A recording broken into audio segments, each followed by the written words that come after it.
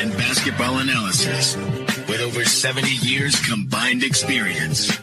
This is the Bob Ryan and Jeff Goodman podcast. NBA, some college, a little bit of everything. You know, what can I say? But it wasn't going to happen here with him. It's that time for the Bob Ryan Gary Tanguay Zoom podcast right here on CLNS Media Network. We are brought to you by PrizePicks, the exclusive daily fantasy partner of CLNS Media. Pick more, pick less. It's that easy with PrizePicks. Bob, we've talked about the Celtics team as a whole quite a bit. So now let's focus on the coach. And you find the maturation process and the development and this new personality in Joe Mazzulla very interesting. It's a coming out of that he's revealing himself to us with his utterances. Last year, he was obviously just concentrating. I mean, you know, he was overwhelmed. You know that he must have awakened, gone to bed with 1,000 things in his head and awakened with 2,000 things in his head and worried about this and worried about that. And he was very circumspect in his public utterances. He had nothing to say, really. You know, he just addressed the game. That he was asked the specific questions. He just did his job. It was due diligence and nothing more.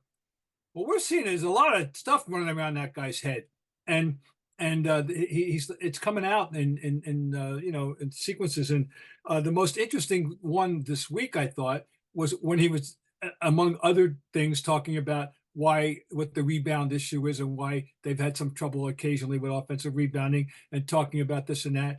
But he was talking about the fact that he considers the fact that people are nitpicking this team, whether it's about the end of the game plays, whether it's about offensive rebounding, whatever it is, as a compliment that they're so good that people have to reach, to find a criticism, and that the people care. You know, he grew up in Providence. He obviously understands the Boston market, but he's just revealing himself that there's it's a very thoughtful and very perceptive 35-year-old man. But last year he was just a blank slate for us.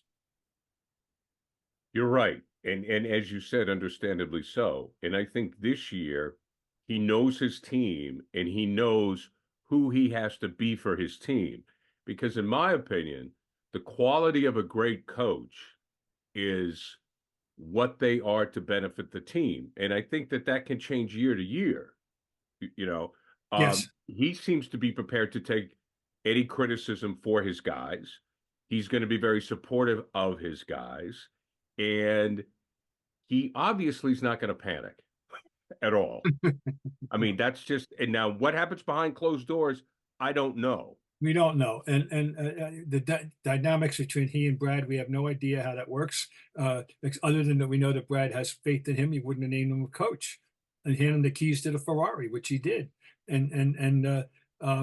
So yeah, I'm sure Brad has some helpful thoughts for him, but we don't know. That it never comes up. No, it's interesting, and the other thing I think you alluded to, you're hinting there. He knows he's got a damn good team. And the last thing he wants in the world he wants to do is mess it up. And as I said, I doubt seriously that any other team that anyone wouldn't trade their roster for the Celtics roster and then see, okay, here's what I'm going to do with that roster. It's the deepest roster. I mean, they're seriously down to one with 10 useful players. That is not a norm in the NBA. You know that you've got 10 useful players, and I'm counting Tillman as as the 10th. So I mean. Yeah, it's an interesting thing, and he also got to. I'm sure he's preparing himself. He knows damn right well that if they don't win, that where the fingers are going to be pointed, and barring some unforeseen injury catastrophe that takes out. Well, yeah, I mean, Tatum's it's going to be, if they don't win the title, and in my opinion, if they lose to anyone but Denver. Yeah, okay. That's what the criticism. I mean, if they lose to Denver in the finals, yeah, I'm good with that because we all know what Denver is. We all know who they have. They have the best player in the league right now. Yes. So if they lose to anyone but Denver in the finals, or if they're upset along the way in the playoffs, yeah, there's going to be hell to pay. They're going to take some major heat. It's going to start. There will be. And it's going to go to Brown, then it's going to go to the coach. Yeah, right. I think he knows this, but I'm just commenting. I'm just impressed. He's impressing me more and more with that he's when Which he's means gone up Brad there. Stevens has really not made a bad move. No, I mean, no kidding. I mean, the key moves, and one that was good, very good, that doesn't get discussed a lot. I'm not saying no one ever mentions it, is bringing Horford back from Right. Philly, and what a second, you know, breath of fresh air he's been. He's been terrific.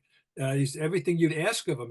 He's absolutely giving you everything he's got, and he's being utilized perfectly well. So they don't play him back to back. They nurse him, but he's contributed mightily. Here's as we continue to put Joe Mazzulla and the Celtics under the strongest microscope available. The challenge right now, as we've talked about, and this is a hard thing, man. It's I don't envy him, is the final 2 minutes of the game, where maybe it's not the best to have the ball in Tatum's hands or Brown's hands, and that is very hard for an NBA coach to deal with. Now, if you have Phil Jackson and you're coaching the Bulls, it's obvious, right? It's obvious who's getting the ball. Jordan. If you have the Lakers, when Jackson was there, it was Kobe, or if it was Pat Riley, basically in the 80s, Magic decided who got the ball, right? Yeah. Same thing with Larry. I mean, with Larry, like Larry had the ball in his hands in the final 2 minutes. He was either going to shoot it or he decided where the ball was going. No, sure. Mazzulla, that's the tough one. It is. When I've talked about, should it be Derek White or go to the open man, or instead of that, pound the ball under the floor 9 times and take a shot. Yep, and except there was more than 9. It turns out. I love the fact that the count was made, and one of them, 19. one of our guys had 19. The other one of our guys had 23 poundings before they shot the ball. Yeah, which reminds me of that funny commercial with Bobo, the big guy in Dallas. He bounced it. He bounced it. He bounced again. He bounced. He bounced. He bounced again. I love that commercial. I love him. We all love him. Anyway, it's an interesting thing because when you have a guy that can, in theory, get his own shot, who happens to be 6 feet 10 or 11, and possesses sufficient ball handling ability and moxie to get his own shot, which is, I'm talking about Tatum. It's hard not to want to give him the ball. But we've got other options. You don't have to just do that. You've got, especially those 2 guards, and now you've got a 7-3 option that you could throw the ball to, and who, by the way, you don't mind him getting fouled, and that's fine. So, yeah, it is. It's let me see, interesting to see how this works out. That's where the psychologist of the coach comes in. Really? Yeah. We talk about X's and O's, but I mean, Phil Jackson was probably one of the better psychologists. Yeah. Oh, yeah. Well, Phil, and remember, Phil was elevated as an assistant by Jerry Krause, right? For which he never got enough credit, naturally, in Chicago, and of course, it was trashed in The Last Dance. And if it weren't for Jerry, he absolutely fostered the coaching career of Phil Jackson. Let's talk about him. Jerry Krause gave you the label the commissioner, correct? I don't know who did. I don't think it was Jerry Krause. He had a great nickname, though, given to him by Pat Williams. He was the Sleuth, because when he was a scout for the Bullets and the Bullets and who else before the Bulls, I guess, he was a scout. When I met him 50 years ago, literally, he was a scout, and everybody knew him. This disheveled, dumpy guy, but and he was very secretive, and he talked out of the side of his mouth. He was right out of a movie. And Pat Williams, being Pat Williams, very cleverly nicknamed him the Sleuth, and that was his universal nickname in the NBA community. Jerry. I don't know who gave me that nickname. I thought it was, I don't know, David Stern. I don't know who it was, but yeah, I thought I read in SI it was him. But needless. I'm not gonna. I don't know. I forget. Yeah, I'll accept it. But he was really a character, and like you said, unappreciated, because he let Doug Collins go, correct? Yes. And he went with Phil. That's right. And then there you go. That's right. Oh, and he maneuvered to get Pippen in the draft. He drafted Oakley, who was not particularly well known out of a small school. Eventually got Rodman. Yes, Rodman at Southeast Oklahoma. I mean, I was so we're going to go, because we spent enough time during the time of that movie going over it, but it was just so manifestly unfair what was done to him. And now, was he his own worst enemy in certain PR ways? Yes, I accept that, and he could have helped himself a lot more. But I'm going to defend him always. Well, right now, the sleuth is Brad Stevens, as far as I'm concerned, because this guy has been tremendous. Yeah. And very under the radar and very off camera. Oh, no, you don't. No. And remember, the thought with Brad was going to be, oh, he'll do it for a year, then he'll go back to college. They're still lighting candles in Bloomington, Indiana, believe me, hoping that he's going to, I don't know. Oh, but I don't either, but I'm saying I know they are, that's their fantasy, is that he's going to go back to the home state and take over this IU. But I'm not counting on that. Don't worry. Yeah, I mean, Bob, you've seen it. Why would anybody, and I don't know if it's been done, but why would anybody leave the comfortable chair of a successful GM position to go back to 82 games? Particularly, I know, and as far as going to college would be concerned, entering into that the cesspool that is now collegiate basketball and collegiate football because of the NIL and the portal and the madness that goes on. I can't imagine why anybody would want to get involved in that. I mean it seriously. Look, Jay Billis. Billis is a guy I know that and you're a fan of. I mean, he's on TV because of it. Yeah. So, there's plenty, well, that's another topic. Well, we do have some college basketball games of note in both sexes, though, going on. Yes, we will. And we will get to that. But I need to ask you about something. I really, we very rarely talk about the media here. I love the NCAA halftime show with Clark, Jay, Kenny, and Charles. I think it's some of the best analysis of any sport out there. Clark was always good, and he was kind of unfairly shunted off the A team. I don't know. He was used to be on the A team, for them, right? And now he's in the studio. So, but he's good in the studio. Jay is a great addition for them. I mean, Jay, he is the absolute basketball adult in the room in that group, and not, even like the PhD professor for them, and I think they instantly respect him, and it is a good thing because Charles is always a fun wild card to have around, and Kenny likes to try to one up Charles anytime he can, and, all the time. But Kenny, that's fine. To me, Kenny always thinks of he always comes up with something unique. Yeah. Whether you agree or disagree. He's a bright guy. Of course, he was a terrific point guard. He was a point guard, not an all-star, but he's got a ring. He's got 2 rings to. Got 2 rings. Got 2 rings to show for it. And believe me, he played very well in the playoffs. And I remember doing one of my columns in those 2 years after a game about that there but for Kenny Smith that the Rockets are screwed. He was that good, so he could play this game. And he always has to say that team.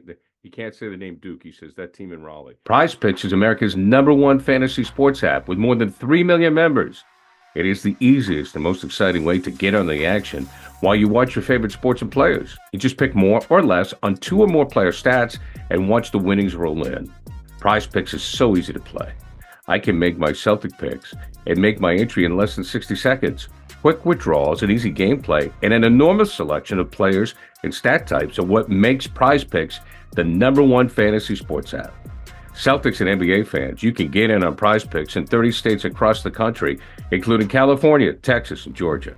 On PrizePicks this week, I'm selecting Jason Tatum to dish out more than 5 assists and his teammate Jaylen Brown to have more than 22.5 points. Download the app today and use code CLNS for a first deposit match up to $100. Pick more, pick less. It's that easy. PrizePicks. Let's go to Houston. Speaking of Houston, let's talk about a couple teams right now in Orlando and Houston. We'll start with them that are playing very well. And I wonder about what you think of. We'll start with Houston, their future, and could they have an impact this year? Well, they're basically youth-oriented, although, sort of with a very unappreciated, excellent player. I won't say great, and Fred VanVleet, who has transferred his college game seamlessly into the pros. And he's, I don't know what his real height is. I don't even know what they list him at, but we're talking somewhere between 5'11" and 6'1" with Right. Fred VanVleet. And he's become an outstanding solid pro. But the real story, of course, now is Jalen Green, who is not is on a very serious tear, and is really become their go-to guy. And I wish if our colleague Mr. Goodman were here, he would be able to regale us with tales of the Jalen Green long before any of us knew anything about Jalen Green. I remember he was all over him during that draft. Jalen Green, folks, if you don't know, didn't go to college. He went out and went to the G League, and was this number 1 or 2 pick in the draft. He's a high pick draft pick, but he's a serious player. The other guy that was playing great, but he's hurt, is Sengun. He's actually was their leading scorer. Guess who the coach is, ladies and gentlemen? And wow, that's a story. If they do advance, that Ime Udoka, landed on his feet, he's the coach, boys. You forget that. But I'm not surprised because we know he can coach. We knew he can coach. Well, here he is. He hasn't taken much time for him to make his mark either. Obviously. So yeah, they've won 11 in a row. I believe, or something like that at the moment. And you have to figure they're going to be an interesting playoff team, for sure. And the West is so bunched, in that, and I still think Denver's the favorite, but you could flip a coin of who's going to be their opponent in the Western Conference Finals. Could be any one of 5 teams easily. Absolutely. And then you said LeBron's talking about his mortality. LeBron, after he trashed and killed the Nets, he had 40 points, 9 for 10 on threes. And the most, his personal PR is 9 threes, and he tied it. And after the game, they asked him the usual question about how long you're going to go on. And this is new, him, instead of shrugging it off or doing some non sequitur, said, I'm not going to be around much longer. And that's, I don't know if that's the very first time he's ever gone public. I've never heard that. But it's the first time I heard it out. I always heard about he and Bronny playing together. Yeah, well, maybe he's starting to realize Bronny's not that good. I don't know. Right. But so anyway, he's still you can't be shocked he goes up with 40 points. They're going to be very interesting. I don't know. They could. They could cause some trouble. I want them to make a run. I know as a Celtic fan, it's sacrilege to talk about the Lakers, but I really want them to make a run. I like both players. I like Anthony Davis. I like LeBron. They're good people. I want them to make a run. Anthony Davis is he's deep into his career now. Really, he's 30-ish. Clock's ticking. He's been hurt so much. There were times you forgot all about him when you're thinking about who the superior players in the league are. But you should never ever forget about Anthony Davis. That's for sure. And of course, I've said this here before. The revelation for me still continues to be Austin Reeves, simply because I just totally had paid zero attention to him until last year's playoffs. But ever since last year's playoffs, this guy's become a really quality player. Bob, we talked about like Houston could cause some problems. The Lakers could cause some problems. While we feel the Celtics are just going to the finals, is there one team in the East who could be an issue? Well, at one point we thought Cleveland was the chic team for about a month and a half, and then they've come, and of course they didn't have Mitchell, and now Mitchell's back. We'll see if they can reassemble themselves. Go ahead. The Knicks had that great January. I'm telling you that they have some good personnel, but once again, Mitchell Robertson just came back and immediately got hurt, sprained his ankle last night. But Anunoby and Randall. Oh wait. The Knicks, if they can get back, but there's only 8 games left or so. If Celtics have 8 games left, so everybody's in that. We're 2 weeks away. The last day of the season is a week from Sunday. If they could play the way they played in January, you'd have to say, they'd be a tough out. It's still going to be Milwaukee to me. Now once again, Philly, is Embiid going to be back? And if he's back, I'm never going to discount Philly as a chance that they won't be easy to beat either. But right now, I still think it's Milwaukee. Now, the other team that with good young players, a wonderful young front line is Orlando. Oh, man. You know, with Banchero and the Wagner brothers, and we got a whiff of them early on in the year. Remember they beat the Celtics and they got our attention. And then of course, they're going to play it. This will be played up once the playoffs start. Miami. The Jimmy Butler, the playoff guy, the whole thing with Miami. We'll see. And Bam and Bam is a damn good player, by the way. And and they know they've been there before, as we well know. Nobody knows more poignantly than the Celtics what the Heat can do in the playoffs right now. So I would keep my eye on them. But once again, Celtics, it's quite frankly, it's theirs to win and lose. They play the game the right way, the way they're capable of playing. Nobody has more talent, top to bottom, than the Boston Celtics. Nobody in the East. And I will be disappointed if they don't make it to the finals. Now let's move to the women's game, which, as we record tonight, will be LSU and Iowa, which is a game nobody wants to miss. No. UConn and USC in the other one this evening. Your thoughts overall on that? This is, the fact that there's never been more attention focused on the women, and rightfully so. But this rematch is a women's, promoters match made in heaven. And all the more so now because Kim Mulkey is in the news for the whole, which she stirred up the hornet's nest before it even happened. I don't know how much attention would have been paid to this Washington Post story, which has finally surfaced, if she hadn't have, fired that preemptive strike last week and denouncing it before she even saw it. And but now it's out there so people can find it and read it and for themselves. It's like a New Yorker level length. You keep thinking, when's it going to end? But I'm telling you, I'm serious. But it's not flattering, but it's not vilifying either. It's factual. She has said and done all these things, all right, and she has rubbed a lot of people the wrong way, even while she impresses them with her coaching ability, which is unquestioned. She's a great coach. She was a great player. She's one of the pivotal figures in the history of women's college basketball. It's Kim Mulkey. There's no question. But the timing is very interesting, and she's clearly, she thinks, I don't know what she's implying there. The Washington Post was trying to see that they lose. She's saying the timing was very suspicious and all this and that. All right. Anyway, back to the basketball. We've got this little individual inherent rivalry between Angel Reese and Caitlin. With the the hand over the eyes thing. And it's going to be a lot.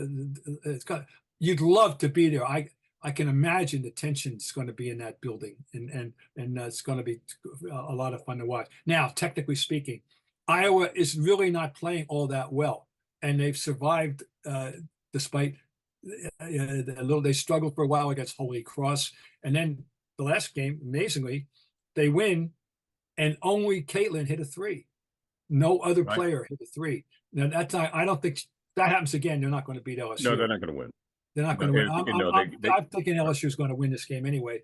But hey, Caitlin could come up with 45. That's a fact. You don't know. So it's going to be worth it. Now the other game, UConn is unlike any. This is a march to the Final Four. Unlike any that they've ever had, or maybe nobody's ever had. They are suiting up 8 players due to the proliferation of injury, and playing 6 as a rule. And Paige Beckers is back. So if and she is a truly great player, and so they have an absolute puncher's chance any game they play as long as Paige Beckers is in that lineup. And USC is giving us Juju Watkins. So we've got on there. How lucky for them, the women's game. The absolute 4 marquee players that they have are all on display tonight. Caitlin Clark, Angel Reese, Paige Beckers, and Juju Watkins are all on display tonight. I mean, they couldn't pay for that kind of oh bonus. No, it's great. And also, though, I was talking to a friend of mine about this, with the way that the the men's game has gone, where you basically have free agency in college men's basketball now, right? With the transfer portal. I mean, you could just, so there's no continuity generally when it comes to rosters. You know, I mean, the last one was Florida. I think, Yes, Florida, right. right? So what you have now in the women's game is you have teams that people can get behind for multiple years.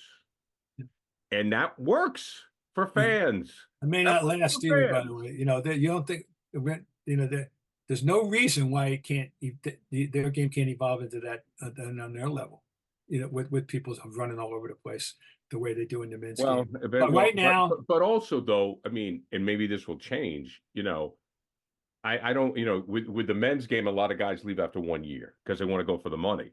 Yeah. But now, like, for example, with Caitlin Clark, I mean, some players can make more money playing college. Well, she is. No question. What a top salary in WNBA is like $240,000. Yeah. I mean, she's a millionaire. We know this already. Right. With endorsements. So why leave? Yeah. So no, the women's game, that is the fact that staying in is more lucrative than coming out. Right. And this is why Angel Reese is hesitating. She could come out, but she's not making any plan to do so. And I mean, we know publicly she hasn't committed to it yet. She could come out, but I think people are thinking she might stay in. And it's good. But once again, just to echo something I said last time, the idea that we're having this conversation and that these conversations are taking place all over America about women's basketball is absolutely impressive, and how far this game has come, and in a short period of time, that it's achieved this level of notoriety that we wouldn't be having this discussion at this level 2 years ago, let alone 5 or 10. Right. It's all good stuff. Bob, we'll talk to you again in the middle of the week before you head off to Phoenix. That's right, off to Phoenix and my 30 whatever Final Four. All right, Bob, Ryan, Gary Tanguay, brought to you by PrizePicks, the exclusive daily fantasy partner of CLNS Media. Pick more, pick less. It's that easy with PrizePicks. Okay, Bob, talk to you later.